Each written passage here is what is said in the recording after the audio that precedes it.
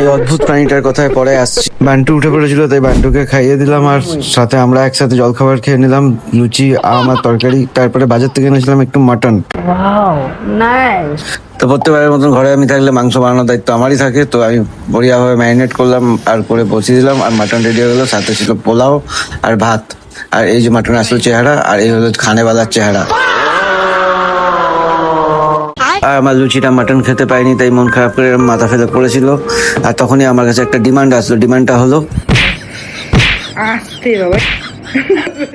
ডিমান্ডটা ছিল মাথা মাসাজ করে দেয়। এরাম মাসাজ দিয়েছি না, সারা জীবন মনে রাখবে। মানে relax. See you not for mind. এরম উল্টে পাল্টে মাসাজ।